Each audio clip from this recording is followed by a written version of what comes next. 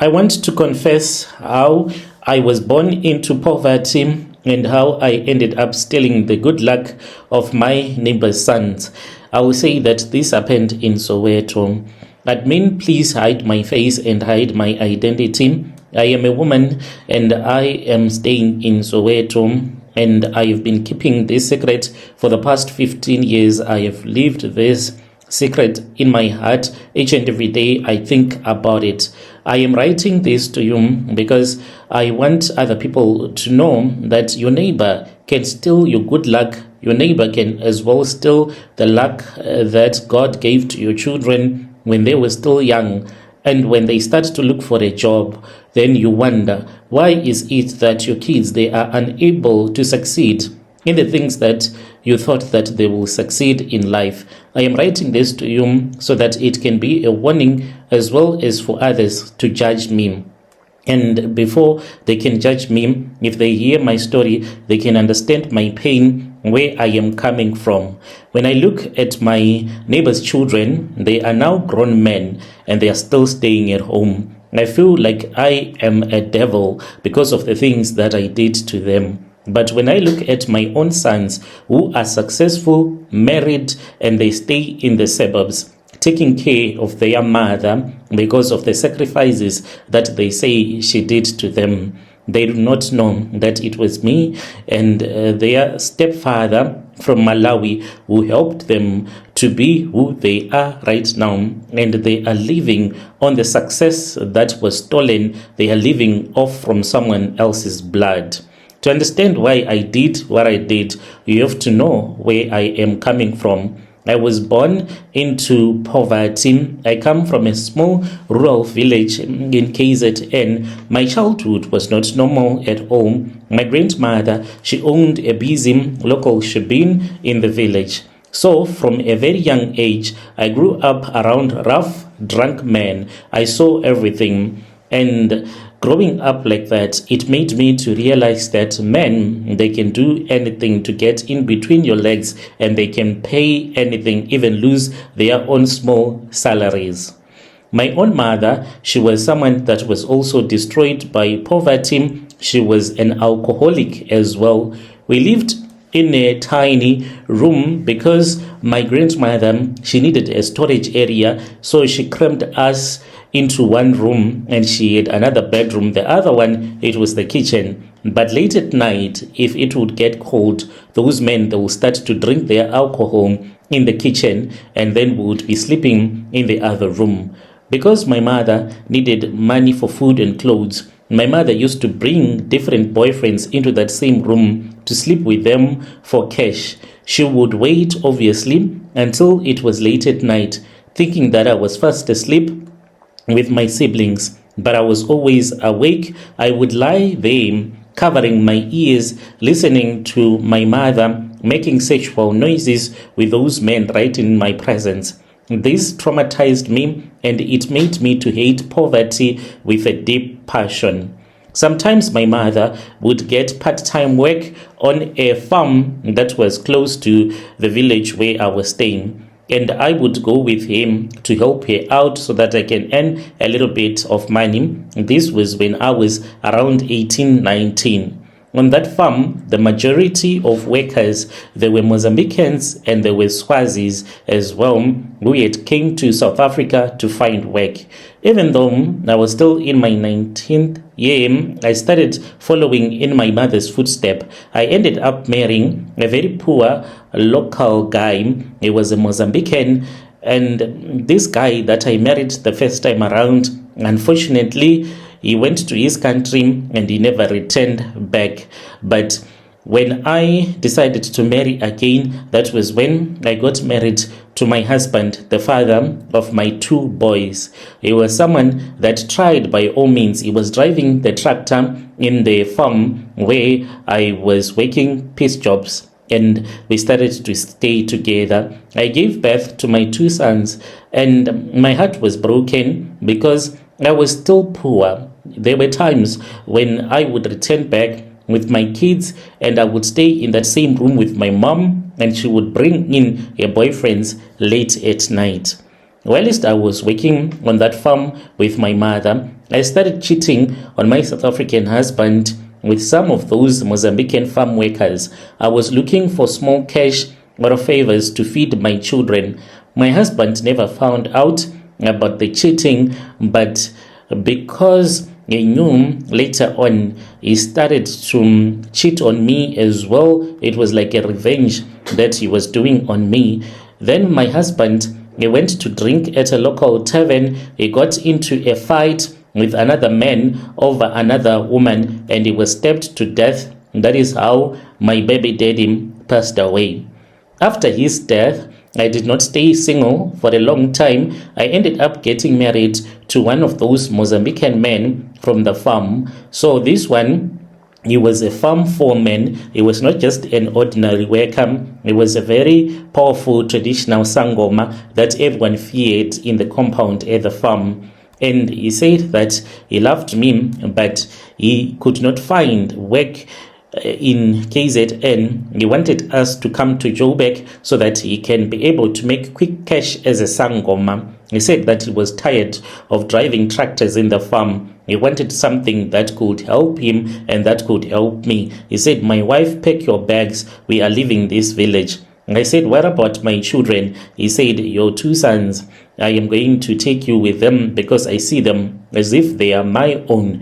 When we arrived in Joburg, life did not become soft immediately. We moved into a massive informal settlement, and we were living in a small shack. The place, it was really noisy and it smelled poverty everywhere. But to me, it felt a little bit better. My Mozambican husband, he then set up his traditional milling business in one of the other shack that he was renting out. And people, they would come usually this way, your local township people that were coming for good luck, and they wanted jobs as well as for protection. Whilst he was doing his sangoma jobs, God had me. I managed to get some part-time domestic work in the nearby wealthy suburbs. I would go and clean in different white people's homes, but I was doing this 3 times a week. And the money that I was bringing in, combined with my husband's sangoma's money, it allowed us to live a comfortable life. We could eat proper food and we could wear proper clothes. We lived in that informal settlement for about 3 years.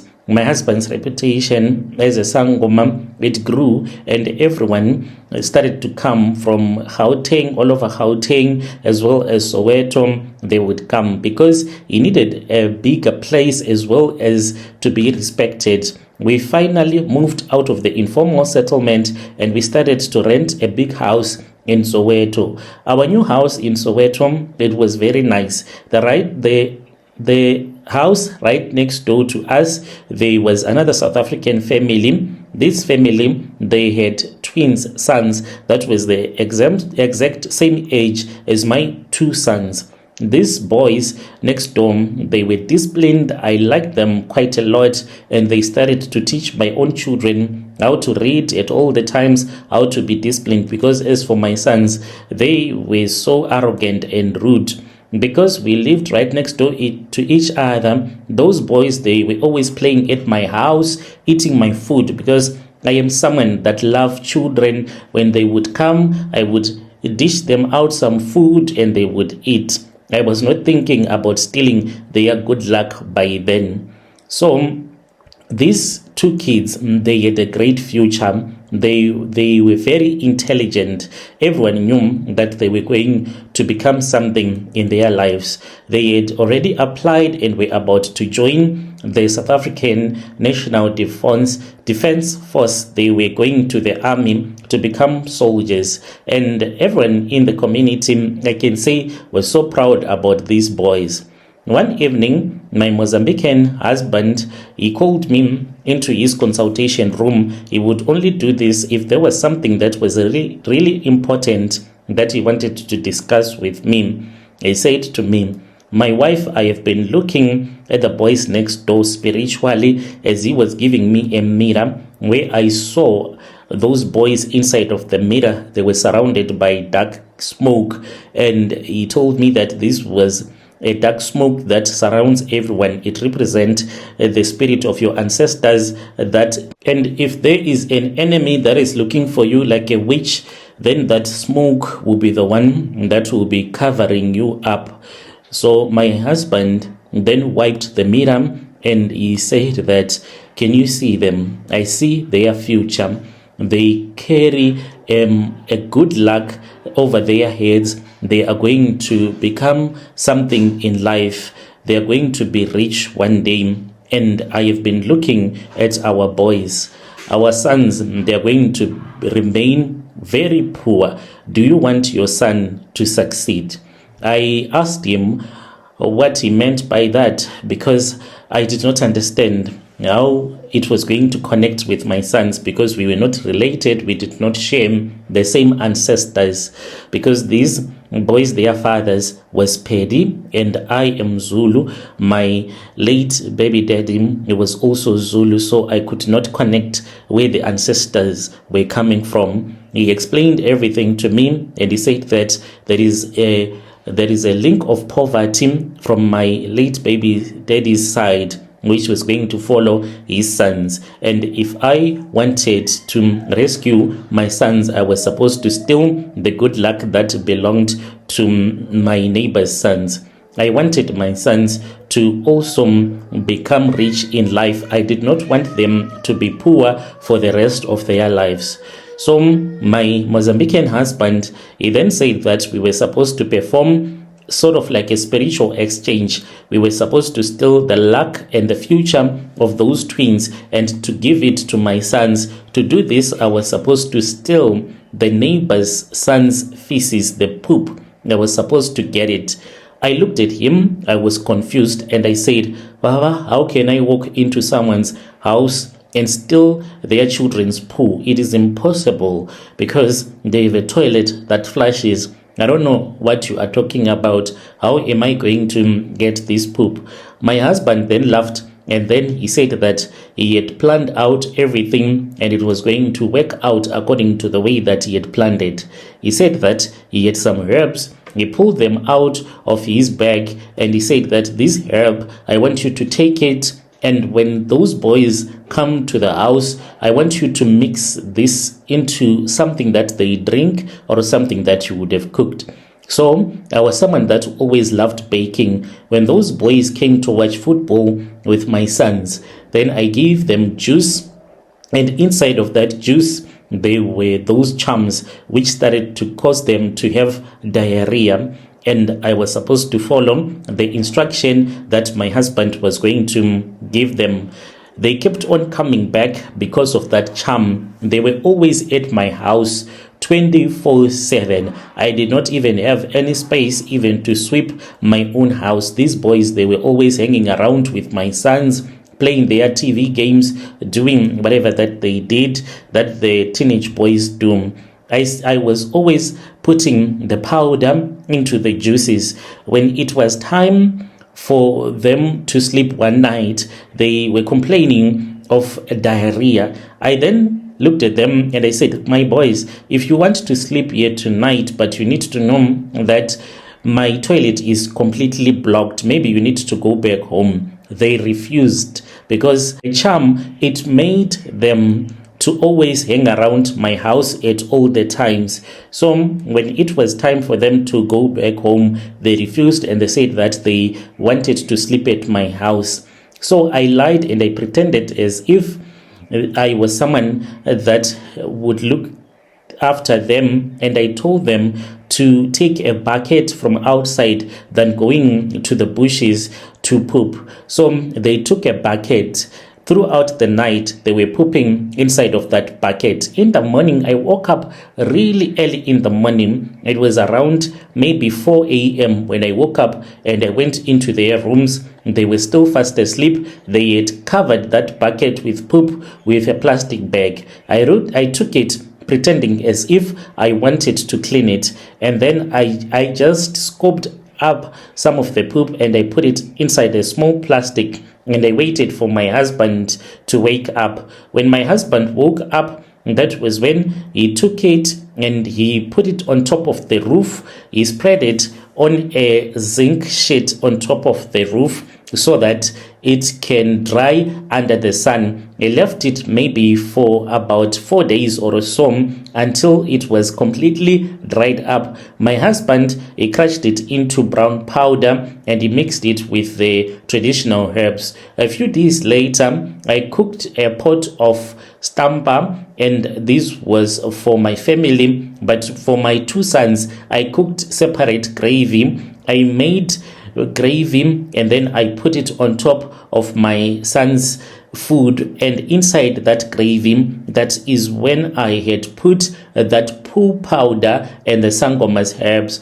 and I served it the food for my sons. They ate everything. They did not know that they were eating the poop of their friends. My husband then told me that we were supposed to wait because the good luck was going to follow my sons. My first son, he just did a CV and he went and he submitted the CV at a company. To our surprise, that company then hired him. My second son, he joined the army. To ensure that my sons, they will always have good luck, this my Mozambican husband, he did without even informing me or asking me if it was okay. So he said that he did this because he did not want our neighbors' sons to recover or to find any good jobs in their lives. So my Mozambican husband created a tokoloshi. This tokoloshi, it looks like a cat.